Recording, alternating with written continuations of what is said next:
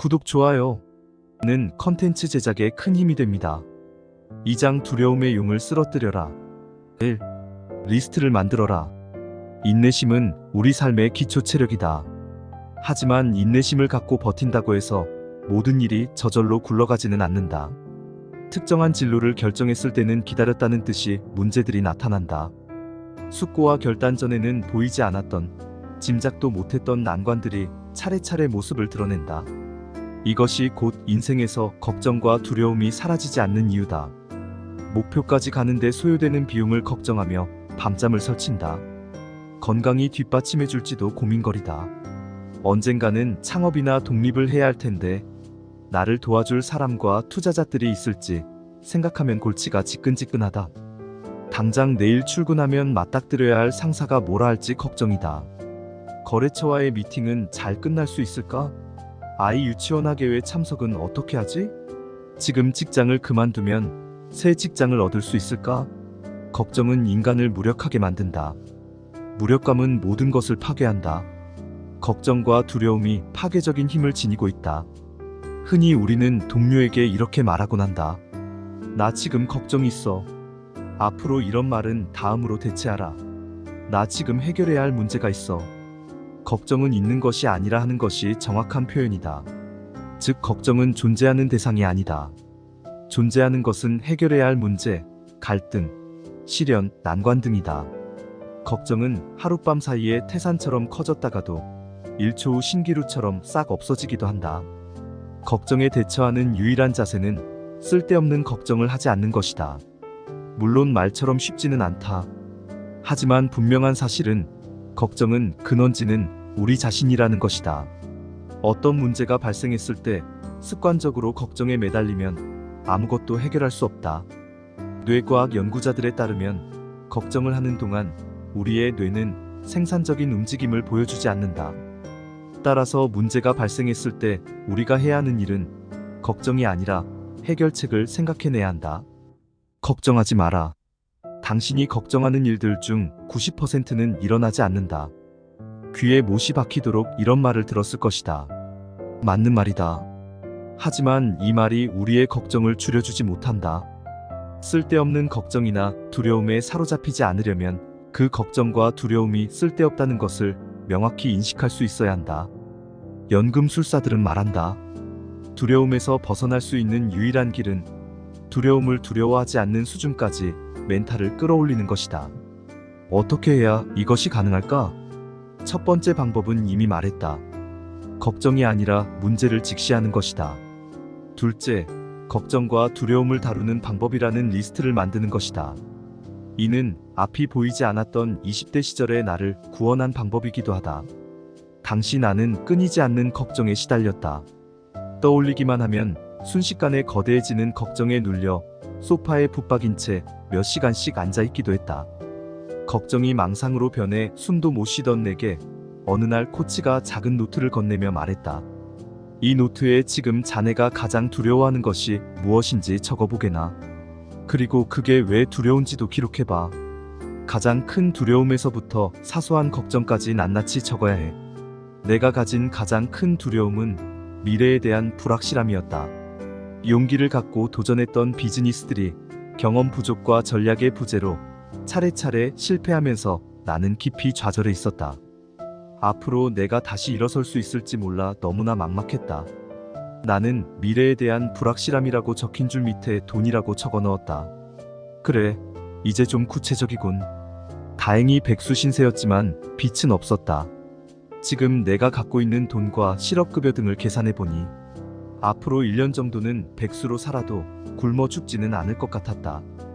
당장 일을 하지 않고도 1년 정도 내 앞날에 대해 숙고할 수 있는 시간이 있다고 생각하니 그토록 어둡던 마음에 살짝 전등이 켜지면서 약간의 여유가 생겼다. 나는 돈이라고 쓴 다음에 그 옆에 웃음거리라고 적었다. 별 경험도 없고 안정적인 투자금도 확보하지 못한 상황에서 사업을 하겠노라 큰 소리 빵빵 쳤다가 한없이 쪼그라든 나를 내가 아는 모든 사람이 손가락질하며 비웃는 것 같았다. 쥐구멍이라도 들어가고 싶은 심정이었다. 다시는 문 밖을 나서지 못할 것 같았다. 웃음거리, 조롱거리가 될 걸 생각하니 이루 말할 수 없이 참담한 심정이었다. 그런데 약간 여유를 찾은 상태에서 웃음거리라 적고 이를 들여다보니 약간 웃음이 났다. 사람들이 나를 비웃는다고? 그런 사람도 있겠지. 하지만 그런 사람은 앞으로 내 인생에 도움이 되지 않을 테지. 안 만나면 그만이지 않은가? 나를 진심으로 걱정하고 격려해주고자 하는 사람들도 있을 거야. 앞으로 그들을 다시는 실망시키지 않으면 되지 않겠는가? 이참에 내 사람이 될 수 있는 사람과 내게 도움이 전혀 되지 않는 사람의 목록을 확실하게 정리해보자. 타인의 조롱에서 평생 못 벗어날 것 같았던 두려움이 빠른 속도로 사라지고 그 사라진 자리를 대신해 앞으로 어떻게 할 것인지에 대한 구체적인 실행인들과 결의가 떠올랐다. 두려움의 가장 큰 원천이었던 돈과 웃음거리가 생각보다 큰 두려움이 아니라는 사실을 발견하고 나자 숨통이 트였다. 그리고 나는 두려움과 걱정의 목록들을 정리해 나가면서 점점 명확한 깨달음을 얻었다. 두려움 때문에 꼼짝도 못하는 상황이라도 꼭 여유를 먼저 챙기자. 여유 한 걸음 물러나서 보면 두려움이 쓰러뜨리기 좋은 상대였다. 태산같이 커졌다가도 신기루처럼 순식간에 사라지는 존재이지 않는가. 그런 상대는 물리치기 어려운 난적이 아니다. 훗날 코치는 이렇게 말했다. 두려움이 눈덩이처럼 불어날 때는 잠시 멈춰서서 그 눈덩이를 잘게 쪼개야지. 쪼개면 쪼갤수록 알게 되지. 눈덩이 속에는 작은 눈송이 말고는 아무것도 들어있지 않다는 것을. 눈덩이처럼 불어난 것은 내가 키운 두려움뿐이라는 것을. 두려움을 종이 위에 떨어뜨리면 여유와 빈틈이 생겨난다. 그 빈틈으로 호흡을 가다듬으면 종이 위에 떨어뜨린 두려움을 잘게 쪼개는 연습을 하다 보면 구체적인 해결책을 찾게 되고 일상을 회복하게 되고 자신감과 열정을 얻게 된다. 연금술사들은 말한다. 두려움은 용과 같다. 무시무시해 보이지만 실존하지는 않는 용 말이다. 당신이 작성한 두려움의 목록은 매우 유용하지만 두려움을 완전히 제거해주지는 못한다. 하지만 두려움이란 용은 빈틈이 많다. 빈틈을 잘 공략하면 두려움을 완전히 없앨 수는 없다 하더라도 두려움을 잘 길들여 더 이상 두렵지 않은 것으로 만들 수 있다. 한번 작성한 리스트를 지속 업데이트하면서 목표를 향해 가라. 용이 나타날 때마다 업데이트된 리스트는 훌륭한 방어막이 되어줄 것이다. 알 수 없는 두려움이 엄습할 때는 리스트를 펼쳐 모든 항목을 큰 소리로 읽어보라. 끝까지 읽는데 10분 이상 걸리지 않을 것이고 엄습하는 두려움을 무력화시키는 데에도 10분 이상 걸리지는 않을 것이다. 2. 시간을 할당하라. 쓸데없는 걱정과 염려를 다루는 간단한 지혜가 있다. 시간을 할당하는 것이다. 지금 하고 있는 일들에 데드라인을 부여하는 것이다. 예를 들어 컴퓨터 앞에서 글을 쓰고 있다고 생각해보자. 글을 쓰는 도중에는 걱정은 슬금슬금 당신의 머릿속으로 기어들어올 것이다. 물론 이 걱정은 잡념에 불과해 글을 쓰는 집중력을 갉아먹을 것이다. 따라서 미리 시간을 할당한다. 1시간에 40분은 글을 쓰는데 10분은 인터넷 서핑을 하는데 10분은 걱정을 하는데 할당한다. 단, 걱정에 할당한 10분을 1분씩 쪼개서 10번에 걸쳐 해서는 안 된다. 각 할당된 시간은 그 이하의 단위로 세분해서는 안 된다. 40분 동안 중단 없이 글을 쓰고 10분 동안 마음껏 인터넷 서핑을 하고 그 다음 10분 동안 마음껏 인터넷 서핑을 하고 그 다음 10분 동안 머릿속으로 들어온 걱정과 놀아주는 것이다. 간단해 보이지만 효과는 매우 크다. 어떤 일을 할 때 그 과정을 구체적인 작업으로 나누고 각 작업마다 시간을 할당하고 나아가 작업을 끝마치는 데드라인을 부여하면 걱정이나 잡생각을 탁월하게 다룰 수 있다. 주목받는 기업가나 명성 높은 CEO들을 만날 때는 그들이 갖고 다니는 수첩에 무엇이 적혀 있는지 꼭 물어보곤 한다. 그러면 대부분 수첩이나 노트들에는 각종 스케줄이 빼곡하게 차 있는데 일반 사람들과는 확연히 다른 한 가지가 눈에 띈다. 평범한 사람들의 스케줄러에는 대체로 해야 할 일의 목록이 채워져 있다. 이는 CEO들도 마찬가지다. 다만 그들의 스케줄러에는 해야 할 일들 목록 옆에 마감 시간이 찍혀 있다. 그들은 이렇게 말한다. 단순히 해야 할 일만 적어 넣으면 점점 일이 쌓이는 것 같은 압박감을 느낀다. 그런데 그 옆에 언제까지 그 일을 할 것인지. 시간을 할당해 놓으면 해야 할 일이 아니라 해결한 일이 더 많아지는 느낌이다. 이는 성취감마저 느끼게 하고 알차게 살고 있다는 뿌듯함을 준다. 데드라인을 설정하는 것은 할당한 시간 내에 그 일을 끝마치는 것이 아니다. 해야 할 일을 진도를 구체적인 숫자를 통해 확인하면 집중력이 좋아지고 건강한 압박감을 느끼게 된다. 눈에 보이지 않는 것들을 눈에 보이게 만들면 생산성과 효율성이 획기적으로 증가한다. 우리 모두가 잘 알고 있다시피 걱정은 우리가 마땅히 해야 할 일을 하지 않고 있을 때를 파고든다. 시간을 할당하고 데드라인을 설정하면 하는 일에 촘촘한 체계와 탄탄한 긴장감이 생겨나 걱정과 잡념이 파고드는 길을 봉쇄할 수 있다. 두려움과 걱정은 우리에게서 소중한 시간을 빼앗는다. 한 걸음조차 앞으로 나가지 못하게 만든다. 끝없이 미루게 만들고 모든 의미 있는 약속과 결심, 의지를 깨뜨린다. 시간을 할당해 두려움과 걱정을 한 곳으로 몰아넣어라. 한 곳에 몰아넣으면 그것들을 통제하는 것이 가능해진다. 두려움을 통제하는 사람은 포기하지 않는다. 3. 누가 두려움의 용을 보냈는가? 당신은 알고 있다. 지금껏 당신이 모든 일을 무탈하게 진행해 왔다는 것을. 그래서 당신은 또 알고 있다. 다음 과제도 잘 해낼 것이라는 것을. 지금 당신의 고민거리가 얼마나 심각한 것이든 간에 잠시 멈추고 감사한 마음으로 삶을 돌아보라. 당신은 지금껏 어떤 일들을 해냈는가? 지금 당신은 무엇을 소유하고 있는가? 지금 당신의 소중한 친구들은 무엇을 하고 있을 것인가? 하나하나 천천히 떠올려 보라. 미소가 지어지고 기분이 전환될 것이다. 그리고 마지막으로 자신에게 물어보라. 지난날 내가 걱정했던 문제들은 어떻게 되었는가? 걱정했던 일들이 10%만 일어났더라도 당신을 삶은 지속되지 않았을 것이다. 당신이 걱정하는 드라마틱한 비극들은 오직 당신의 뇌에서만 결정으로 치닫을 뿐이다. 걱정은 당신의 뇌가 만들어낸 작품이다. 이번에는 우려했던 일이 실제로 일어났을 때를 떠올려 보라. 그래서 어떻게 되었는가? 그 일에서 큰 데미지를 입었는가? 그런 것처럼 느껴지지만 실제론 그렇지 않았을 것이다. 감당하기 힘든 상처를 입었다면 당신은 지금 이 책을 읽고 있기가 불가능했을 테니까. 수습하느라 몹시 괴롭고 힘겨웠겠지만 또 그만큼 그 경험에서 배운 것도 많았을 것이다. 삶에서 일어나는 일은 결코 일방적이지 않다. 최소한 하나를 잃는 동시에 하나를 얻는 것이 인생의 이치다. 현명하고 지혜로운 사람은 하나를 잃을 때 여러 개를 새롭게 얻는다. 우리에게 필요한 것은 의식적인 멈춤이다.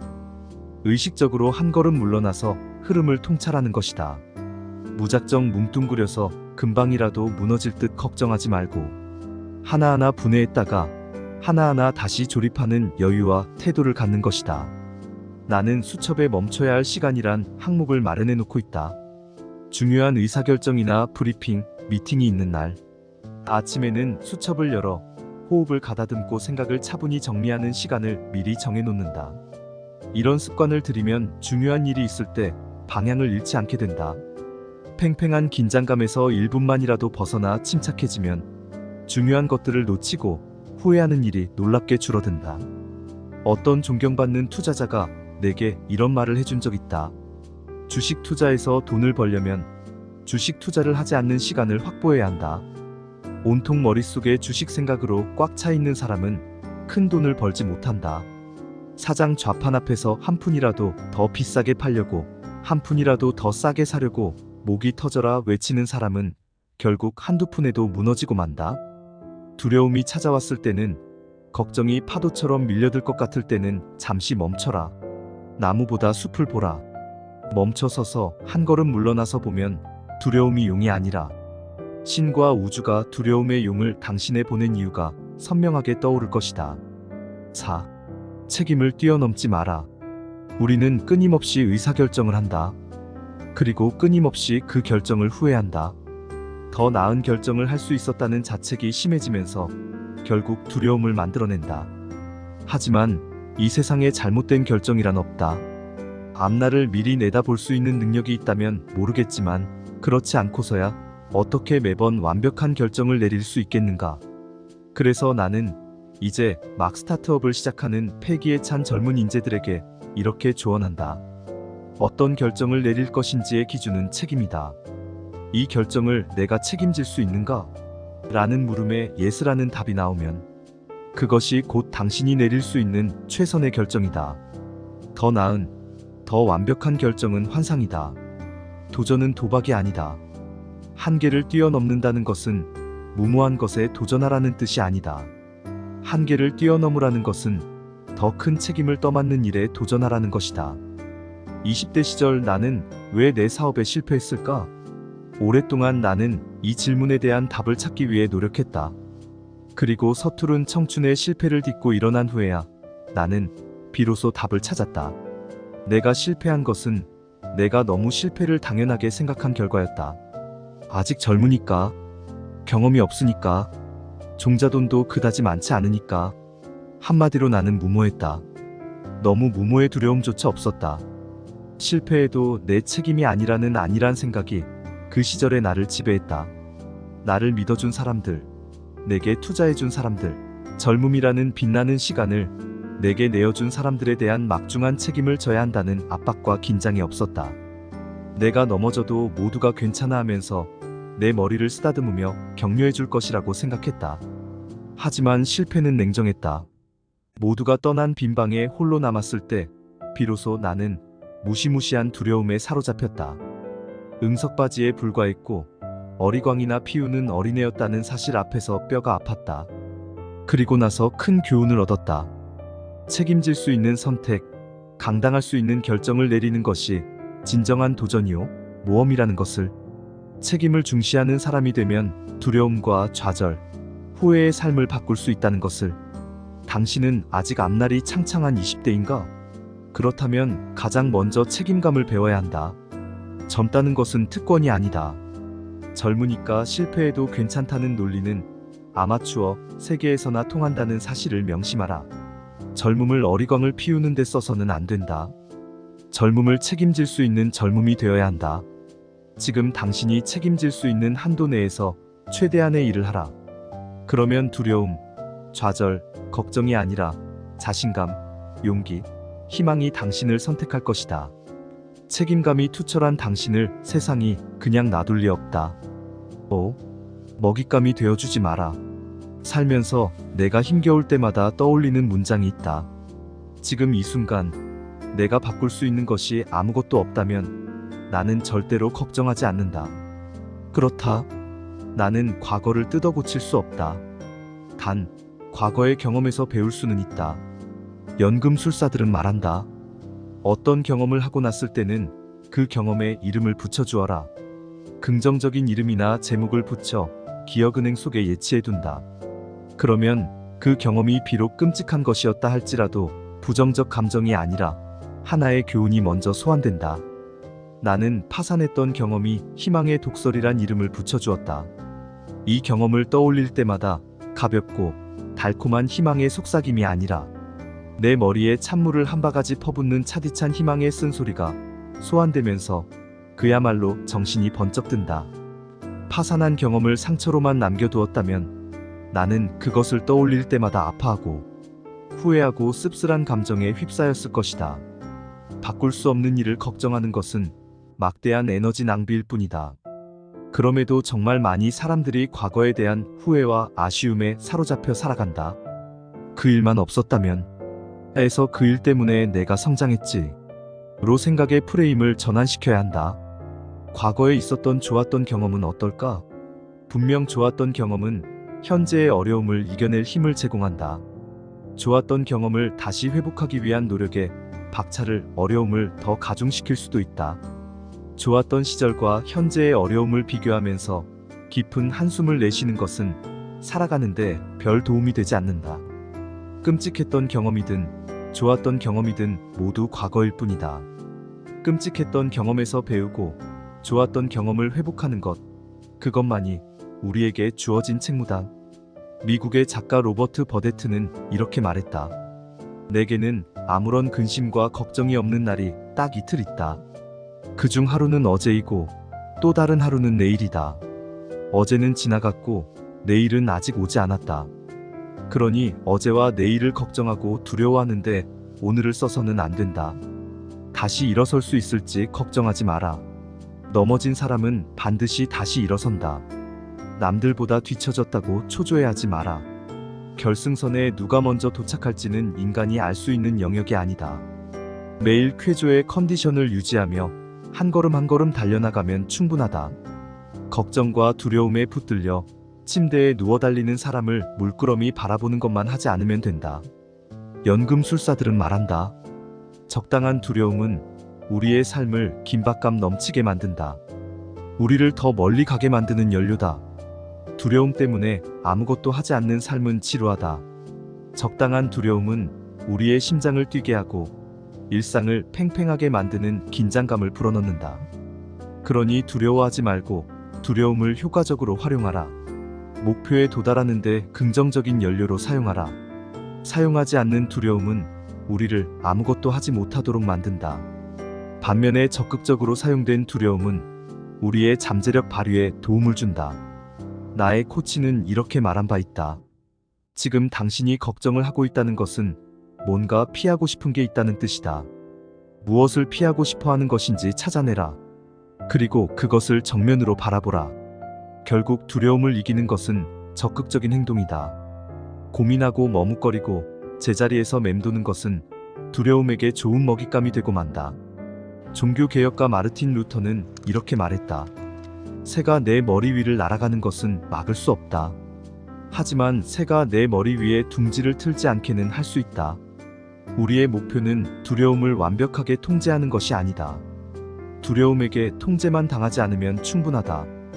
두려움을 다루는 최선의 방책은 적극적인 행동이다.